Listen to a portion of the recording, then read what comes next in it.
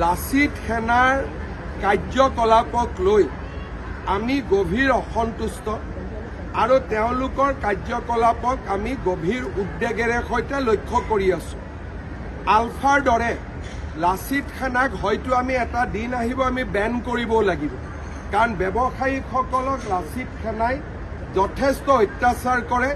অসমত ব্যৱসায়ৰ পৰিৱেশ এটা যোৱা দুমাহ তেওঁলোকে একেবাৰে নষ্ট কৰি দিছে। আৰু যোৱাকালি লাচিত সেনাৰ এগৰাকী কৰ্মকৰ্তাই অসমৰ আই মাতৃসকলৰ প্ৰতি যি অপমানসূচক মন্তব্য দিলে, তাৰ বাবেও মই ইতিমধ্যে আৰক্ষীক সেই ব্যক্তিজনৰ বিৰুদ্ধে কঠোৰ ব্যৱস্থা গ্ৰহণ কৰিবলৈ নিৰ্দেশ দিছো আৰু এই ব্যৱস্থা সঁচাকৈয়ে কঠোৰ হ'ব। কিন্তু সেই ব্যক্তিজনৰ বিৰুদ্ধে সঁচাকৈয়ে কঠোৰ ব্যৱস্থা ল'বলৈ মই আৰক্ষীক নিৰ্দেশ দিছো। মই নাম ক'ব খোজা নাই, নাম কোৱাটো মোৰ উদ্দেশ্য নহয়। যোনে অসমীয়া মাতৃৰ বিৰুদ্ধে বেয়া শব্দ প্ৰয়োগ কৰিছে তাক মই মানি ল'ব নোৱাৰো।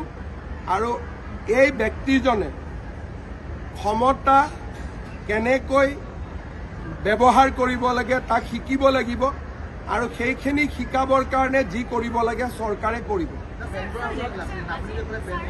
বেন কৰাৰ হয়তো শব্দ এটা লিখিব যে এনেকৈ যদি ধন দাবী কৰে, এনেকৈ যদি এক প্ৰকাৰ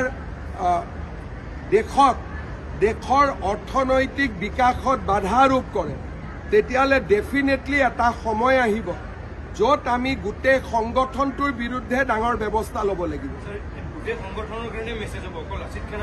বৰ্তমান লাচিত সেনাৰ কথা কৈছো, বৰ্তমান বেলেগ সংগঠনৰ কথা কোৱা নাই, কাৰণ অসমত আন কোনো সংগঠনে এনেকে ব্যৱসায়ী মাৰপিট টকা পইচা নোতোলে। এইটো ক্ষেত্ৰত তেওঁলোকে ব্যতিক্ৰম।